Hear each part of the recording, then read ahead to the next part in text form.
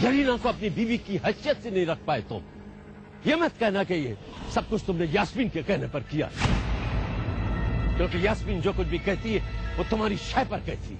मैं भी देखती हूँ कैसे होती है उसकी गोद भराई।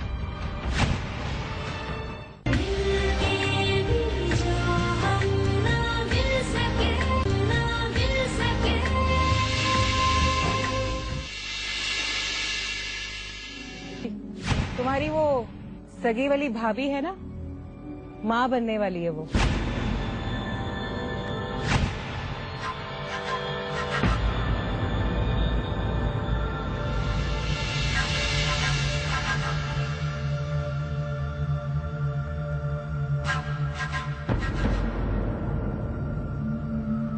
क्या बात है हैदर, आपने आपा के हाथ से मिठाई? मैं तो तुमसे भी कहूंगा कि उनसे दूर ही रहना। वो किसी की भी खुशी नहीं देख सकती।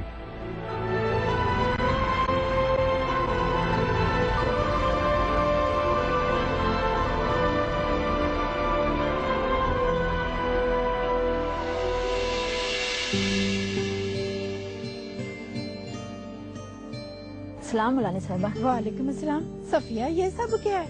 ये मिठाई है मुलानी साहिबा। वो तो मुझे भी नजर आ रही है, पर है किस खुशी में?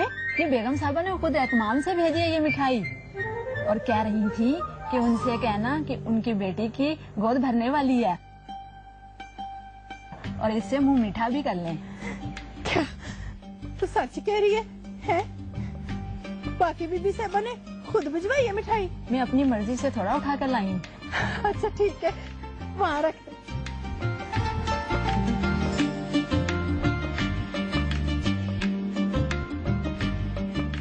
अच्छा मुलानी साहबा, अब मैं चलती हूँ, पूरे गांव में मिठाई बांटनी है। अच्छा ठीक है। सलाम मुलानी साहबा। वालेकुम अस्सलाम।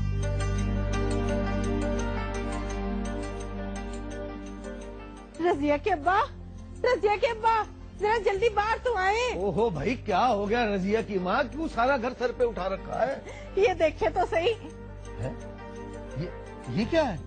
हाय मिठाई है, हवेली से आई है, जरीना की गोद भराई की। इसका मतलब है बीबी साहबा बहुत खुश होंगी, और यकीनन पीर साहब भी बहुत खुश होंगे। न तो तेरा क्या ख्याल है? तुझे नानी बनने की इतनी खुशी है तो क्या पीर साहब और बीबी साहबा को दादा दादी बनने की खुशी नहीं होगी? या अल्लाह तेरा शुक्र है, अब तो मुझे लगता है मेरी जरीना के हिस्से में भी खुशियाँ आने वाली हैं। इंशाअल्लाह।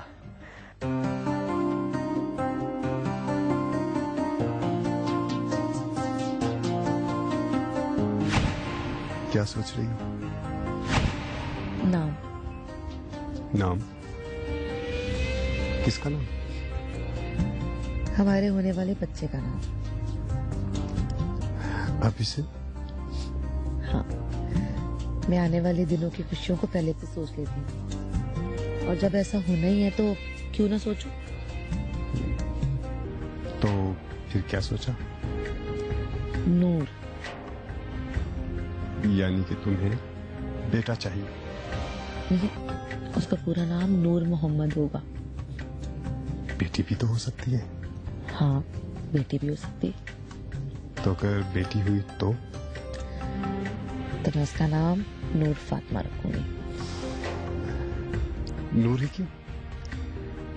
क्योंकि हमारे बच्चे के चेहरे पर नूर ही नूर होगा, रोशन चेहरा होगा, बिल्कुल आपकी तरह।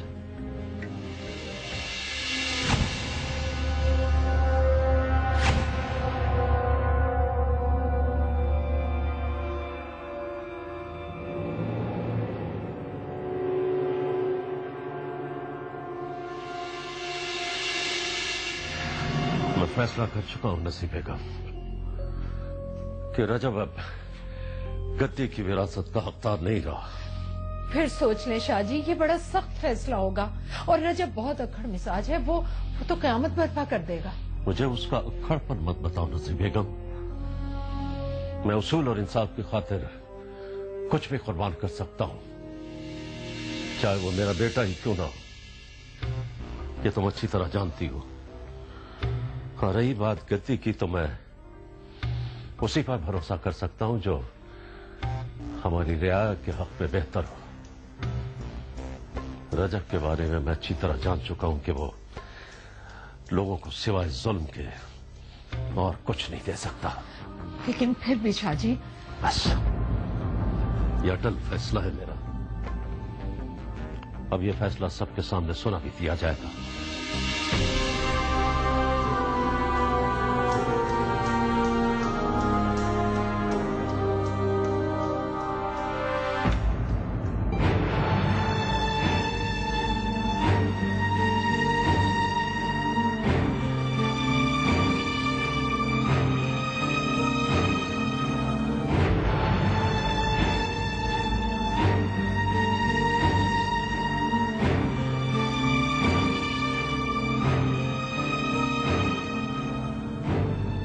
बाबाजान खैरियत तो है ना? आओ हैदर, आज मैं एक अहम फैसला करना चाहता हूं सबके सामने। कुछ अर्सा पहले मैंने एक फैसला किया था, एक ऐलान किया था। आज उस फैसले को मंसूख करने का ऐलान करता हूं मैं।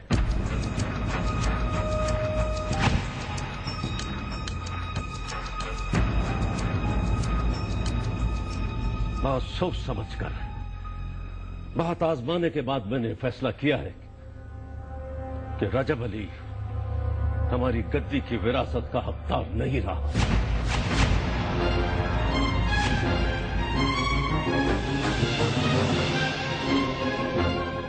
मैं इसे इस विरासत से दस्तबरदार करता हूं।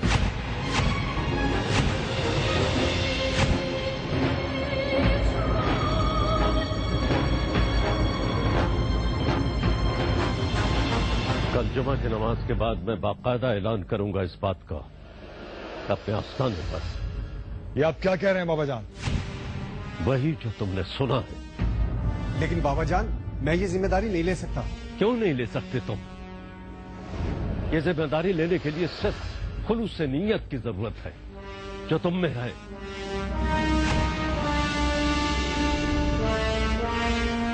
और अफसोस की ये जिम्मेदारी मुझे रजब अली में नजर नहीं आई।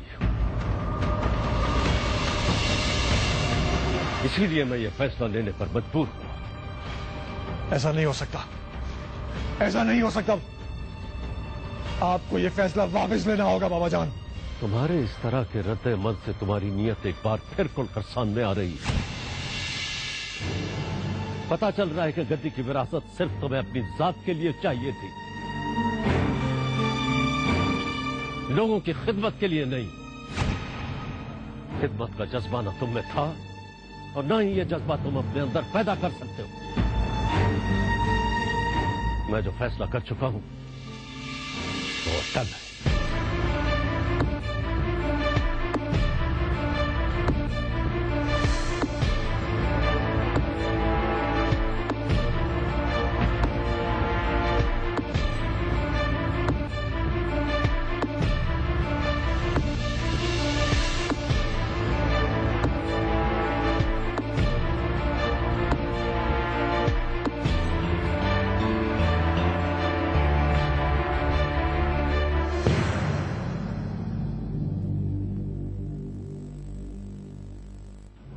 देख लिया तुमने? देख लिया इतने दिनों से क्या साजिश चल रही थी? साजिश? कैसी साजिश आपा? ज्यादा मासूम बनने की कोशिश मत करो फौजिया, क्योंकि तुम इस साजिश में बराबर की शरीक रही हो। आप क्या कह रही हैं आपा? वही जो तुम खूब समझ रही हो लेकिन ना समझने का ड्रामा कर रही हो। ऐसा हो ही नहीं सकता कि इतनी बड़ी बात कहने से पहले बाबा जान ने हैदर को एतमाद भी ना लिया हो। और अगर हैदर जानता था तो तुम भी जानती थी, लेकिन तुमने मुझे नहीं बताया क्योंकि इसके लिए बकायदा प्लानिंग की गई थी। ऐसे ही उस कमारन की इतनी हमायत नहीं की जा रही, सिर्फ रजब को नीचा दिखाने के लिए और उसे नाअहल करार देने के लिए। नहीं आपा, ऐसी कोई बात नहीं है। ऐसी ही बात है फौजिया, ऐसी ही बात है। तुम सब हैदर की तरतीब दी हुई साजिश का हिस्सा बने हुए थे। हैदर को गद्दी चाहिए थी जिसके लिए रजब को नीचा दिखाना बहुत जरूरी था, और इसके लिए तुमने मुझे भी इस्तेमाल किया, मेरी बेबसी को इस्तेमाल किया, उस कमारन के लिए मेरी नफरत को इस्तेमाल किया और मेरे जरिए रजब पर वार करने से भी गुरेज नहीं किया तुम लोगों ने। नहीं आपा, आप अब ख्वामखा मुझ पे शक कर रही हैं। आप मत बहाओ ये झूठे आंसू, चली जाओ यहाँ से। क्या हो गया आपको आपा?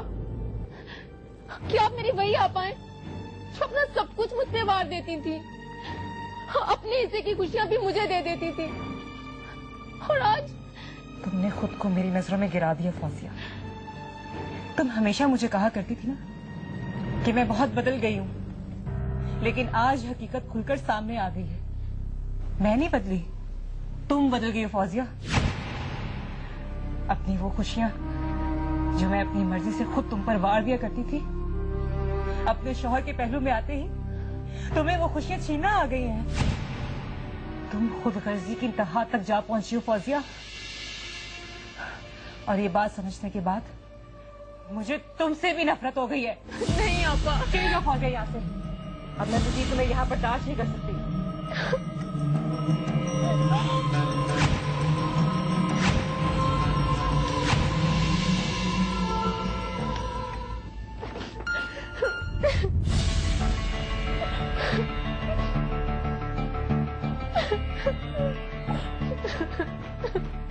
फौजिया, क्या हुआ?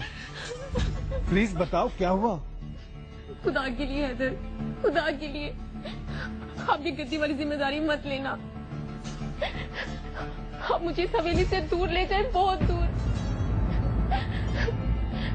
अब और यहाँ नहीं रह सकती। लेकिन हुआ क्या? इस हवेली में एक अजीब सी वहशत है। अपनायत का एहसास दम तोड़ने लगा है यहाँ। यास्मीन आपा, जो बचपन से लेके आज तक मुझ पर अपना सब कुछ निछावर करना जानती थी, वो आज मुझ पे शक कर रही है कि उनके खिलाफ हूँ। आपके साथ मिलके उनकी और रजब भाई के खिलाफ साजिश कर रही थी, ऐसा सोचने लगी है वो। हैदर प्लीज हैदर, आप सब कुछ छोड़ देंगे। अगर मैं भी यहाँ से ये सब कुछ छोड़कर चला जाऊं तो बाबा जान का सहारा कौन बनेगा? रजब भाई गलत रास्ते पर चल रहे हैं, मगर उनको ये एहसास कौन दिलाएगा कि वो गलत हैं? अम्मा जान को इस बर्बादी का मुंह देखने के लिए अकेले छोड़कर मैं कैसे जा सकता हूँ? लेकिन अगर इस घुटन में मैं दम तोड़ गई तो फिर क्या करेंगे आप? मुझे अब अंदाजा हो रहा है कि मेहरू आपा और जेबी आपा कैसे रही होंगी इस हवेली में, कैसे कैसे अज़ाब सहे होंगे उन्होंने। मुझे अब भी ये लगता है शाहजी कि आपने इस फैसले का ऐलान करके जल्दबाजी की है, कहीं इससे कुछ गलत ना हो जाए।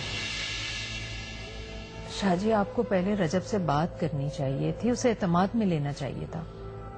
मैंने इसकी कोई जरूरत महसूस नहीं की नज़ीर बेगम। मैं जब फैसला कर ही बैठा था तो फिर मुझे रजब से बात करने की या उसकी इजाजत लेने की कोई जरूरत नहीं थी। मैंने बारहा तंबीह की है उसे, जिसका उस पर जरा सा भी असर नहीं हुआ। और ये मत समझो कि यह फैसला मैंने रजब को किसी किस्म की कोई सजा देने के लिए किया, नहीं। यह फैसला मैंने अपनी रियासत और रियाय की बेहतरी के लिए किया।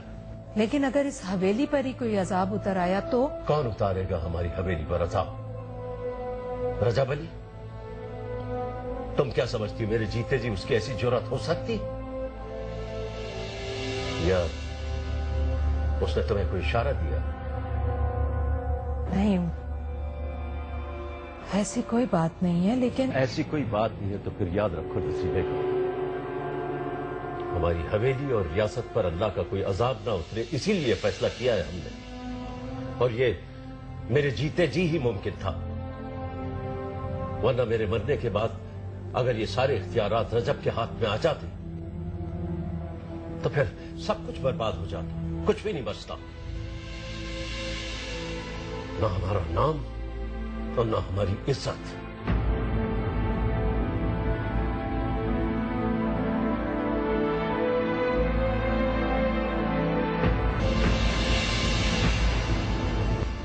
वेल्डन मेरे भाई, वेल्डन। बड़ी चालाकी से तुमने गद्दी पर कब्जा करने की साजिश की है, शाबाश। आप मुझे गलत समझ रहे हैं। ना मुझे इस गद्दी से पहले कोई दिलचस्पी थी और ना ही अब। देख रहा हूं मैं, बहुत दिनों से देख रहा हूं हवेली में क्या ड्रामे चल रहे हैं, सब देख रहा हूं मैं। इतनी इतनी सी बात पर मुझे नीचा दिखाने की कोशिश की जा रही है। ऐसा कुछ नहीं है। आप भी मुझे अच्छी तरह से जानते हैं कि मैं इस टाइप का हूं ही नहीं। मैं तो खुद परेशान हूं कि बाबा जान मुझ पर जो एतमाद करने जा रहे हैं, मैं उसका अहल ही नहीं हूं। ये पीरी मुरीदी, ये रियासत के मामलात, ये सब तुम नहीं कर सकते, तुम्हारे बस की बात नहीं है। और यही बात तुम्हें समझाने के लिए आज बुलाया है मैंने तुम्हें यहां। और ये भी कि जो प्लानिंग तुम कर रहे हो उसे मैं कामयाब होने नहीं दूंगा। तुम्हारे लिए बेहतर यही होगा कि तुम बाबा जान के फैसले से खुद इनकार कर दो, वरना यहां बहुत कुछ उलट पलट जाएगा और जिम्मेदार होगे तुम और खुद बाबा जान। क्या करने का इरादा रखते हैं?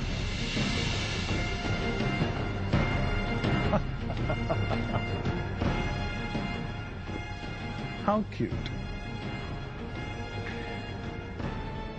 ना तुम इतने मासूम हो और ना ही मैं तुम्हें इतना मासूम समझता हूं। आई होप यू अंडरस्टैंड कि हम दोनों इस वक्त हालत जंग में हैं मेरे भाई। और इस जंग को जीतने की जो स्ट्रैटेजी मेरे दिमाग में है वो मैं अपने दुश्मन के साथ कैसे शेयर कर सकता हूं।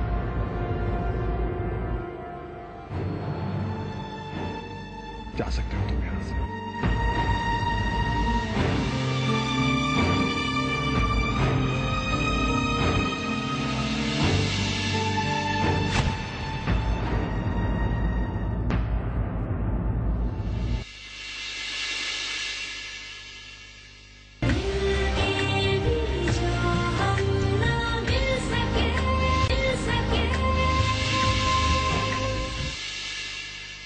ऐसा करके शहर वाली कोठी से भी सारे बंदे बुला ले,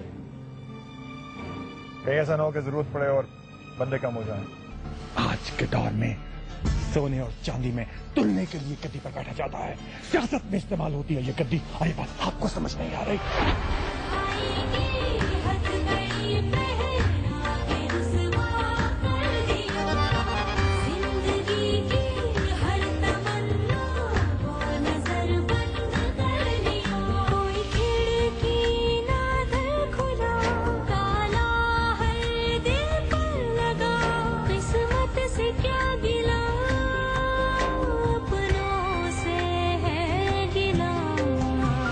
झीलों जैसी गहरी